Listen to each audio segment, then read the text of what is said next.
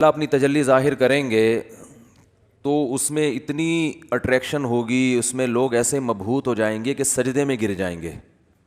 اس وقت سجدہ کرنے میں مزہ آئے گا، لذت محسوس ہوگی. فرمایا لیکن کچھ لوگ ایسے ہوں گے جن کی کمر تختے کی کر دی جائے گی اور وہ سجدہ کرنا بھی چاہیں گے تو نہیں کر سکیں گے. یہ کون لوگ ہوں گے؟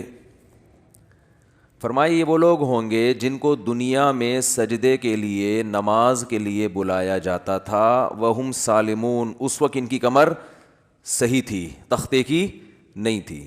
یہ کمر جھکا سکتے تھے، سجدہ کر سکتے تھے، نماز پڑھ سکتے تھے. اس سے اندازہ ہوتا ہے کہ اللہ کی نظر میں دنیا میں جب ہمیں سجدے کے لیے بلایا جاتا ہے تو ہم اس کو ہلکا لیتے ہیں، لیکن اللہ کی نظر میں اس کی بہت بڑی قیمت ہے، بہت ویلیو ہے اللہ کی نظر میں اس کی. اس لیے خوب اچھی طرح سمجھ لیں کہ نماز کو ہلکا نہیں سمجھنا چاہیے. آج ہمیں بے نمازیوں کے بارے میں افسوس نہیں ہوتا، وہ تو پڑھتے ہی نہیں ہیں. نمازیوں کے بارے میں افسوس ہوتا ہے کہ جو نمازی بھی ہیں نا، تو وہ بھی اپنی نماز کی ایسے حفاظت نہیں کرتے جیسے اللہ نے حکم دیا ہے. انہوں نے بھی ایک سائیڈ میں ایک چیز رکھا ہوا ہے کہ جب سارے کاموں سے فارغ ہو گئے تو چلو کیا پڑھ لیتے ہیں، نماز پڑھ لیتے ہیں. یہ جو قرآن میں اللہ نے فرمایا یوم یدع وہم کیا ہے، یوم یکشف عن ساق ویدعون الی السجود فلا یستطیعون خاشعۃ ابصارهم ترہقہم، نہیں یہ آیت میں یوم یکشف عن ساق ویدعون الی السجود فلا یستطیعون، آگے کیا ہے، خاشعۃ ابصارهم ترہقہم ذلہ وقد كانوا يدعون الى السجود وهم سالمون. فرمایا دنیا میں انہیں سجدے کے لیے بلایا جاتا تھا، تو یہ کب بلایا جاتا ہے؟ اذان. اللہ نے فرمایا جب ان کو دنیا میں سجدے کے لیے بلایا جاتا تھا تو یہ نہیں آتے تھے. تو جو اللہ جب بلاتے ہیں اس بلانے کو کیا کہا جاتا ہے؟ اذان. اذان بڑی زبردست چیز ہے. مجھے تو حقیقت بتاؤں، جو میرے جیسا نالائق جو نماز کی ٹوٹی پھوٹی اہمیت اللہ نے ہمارے دل میں پیدا کی نا، وہ اذان کی وجہ سے، کہ اللہ کو نماز سے اتنی محبت ہے، اتنی محبت ہے، اتنی محبت ہے کہ ہر دفعہ پوری تقریر مؤذن سے کہلوائی جاتی ہے. دیکھو جب بھی کسی چیز کی طرف آپ لوگوں کو بلاتے ہیں، اگر وہ کام بار بار ہو رہا ہے نا، ایک دفعہ ہوگا تو آپ اناؤنسمنٹ کرتے ہیں، بار بار ہو رہا ہے تو ایک دفعہ کی اناؤنسمنٹ کافی ہوتی ہے. ایک دفعہ کی، جیسے آپ کی جب جاب لگتی ہے تو آپ کا باس آپ کو ایک دفعہ بتا دیتا ہے کہ بھئی 8 بجے سے ٹائم شروع ہوگا اور شام 4 یا 5 یا 8 بجے تک آپ کی ایک دفعہ اناؤنسمنٹ کیا ہے، بولو نا، کافی ہے، بس بتا دیا بھائی، سگنیچر لے لیے کہ بھئی یہ ٹائمنگ ہے. یہ 9 بجے عام طور پہ دفتر میں 9 بجے کا ٹائم ہوتا ہے، اور گورنمنٹ کے جو دفتر ہیں 3:30 پونے 4 بجے کا ٹائم ہوتا ہے اس میں شام کو. چھٹی کا ٹائم 4 بجے، پونے 4 بجے حاضری ہوگی اور 4 بجے چھٹی. بعض دفعہ تو آنے کا ٹائم 4 بجے ہوتا ہے، جانے کا صبح 9 بجے ہوتا ہے واپس، یعنی الٹا بھی چل رہا ہوتا ہے.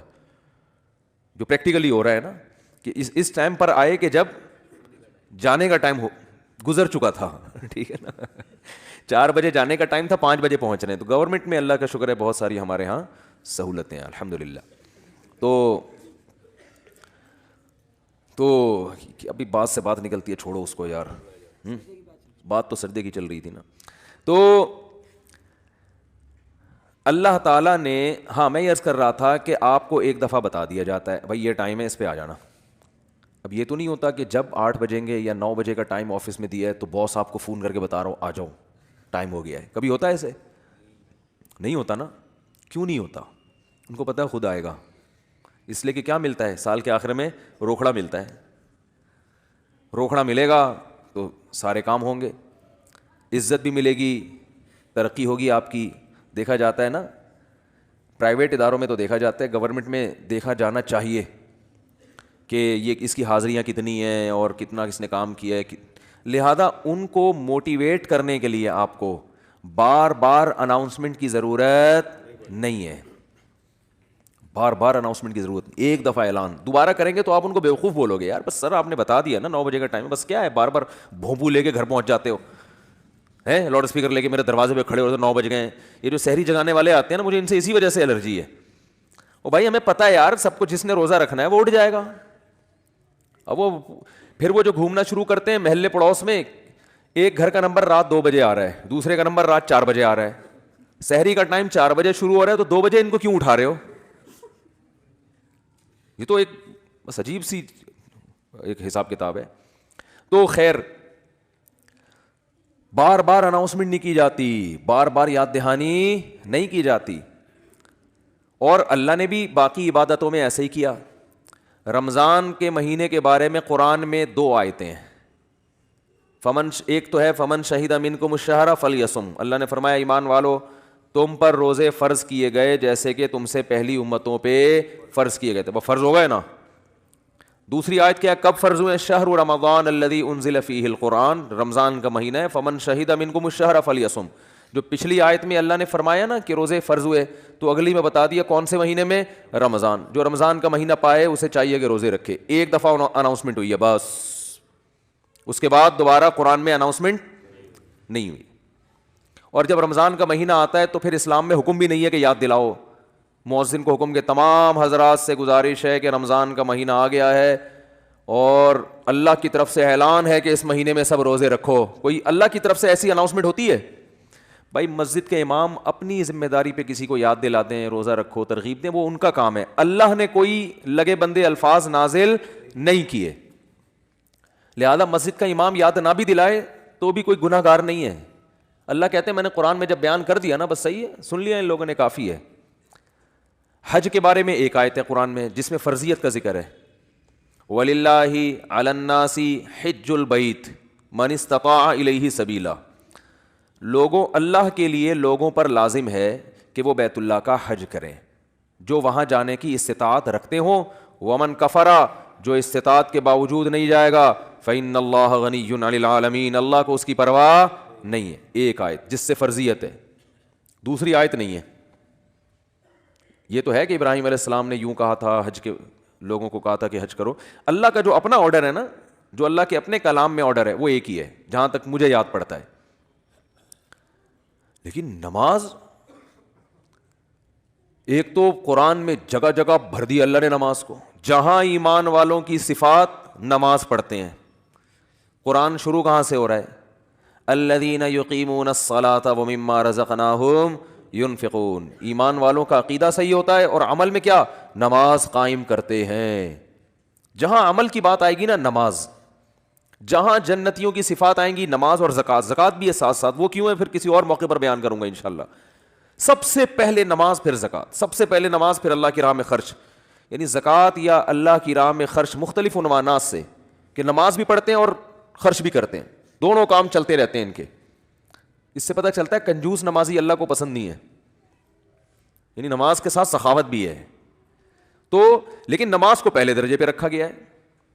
وجہ کیا ہے اس کی؟ اتنا فوکس کیوں کیا جا رہا ہے, اتنا زیادہ اس کو ہائی لائٹ کیوں کیا جا رہا ہے؟ پھر چلو اللہ نے قرآن میں درجنوں جگہوں پر کہہ دیا نماز پڑھو, بار بار کہہ دیا نماز پڑھو نماز پڑھو, اتنا کہا ہے کہ اس سے زیادہ کوئی حکم قرآن میں ملتا ہی نہیں ہے.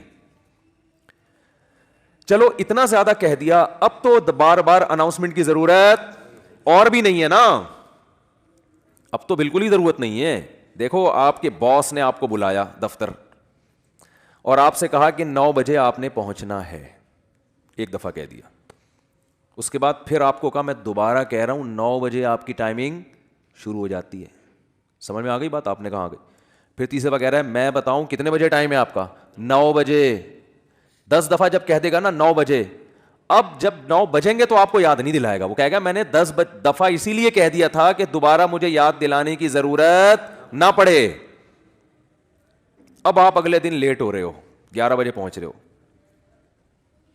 تو وہ کہہ رہا ہے, وہ کہے گا کہ آپ کیوں لیٹ آ رہے ہو؟ آپ کو سر آپ نے 9 بجے مجھے یاد نہیں دلایا. وہ کیا کہے گا باس کہ بھائی جو پہلے دن میں نے 10 دفعہ کہا تھا نا 9 بجے, وہ اسی لیے کہا تھا کہ ایک دفعہ کہنا کافی تھا, مگر 10 دفعہ اس لیے ریپیٹ کیا تھا کہ دوبارہ یاد دلانے کی ضرورت نہ پڑے. آپ یہ نہ کہو کہ میں بھول گیا تھا. بہت مشکل ہے سمجھانا, بہت مشکل ہے.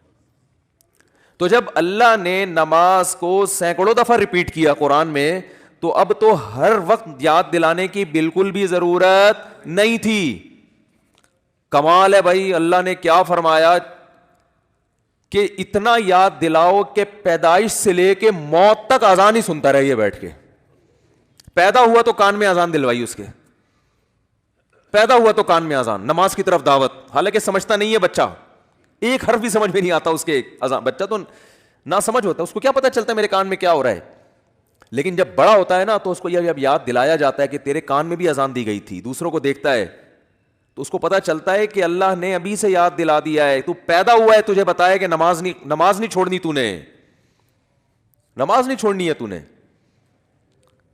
پھر فجر کے وقت الگ بلایا جا رہا ہے, جب ظہر کا ٹائم آتا ہے الگ. اچھا, اللہ نے نماز کا بھی ذکر کیا اور ٹائمنگ بھی قرآن میں بتا دی.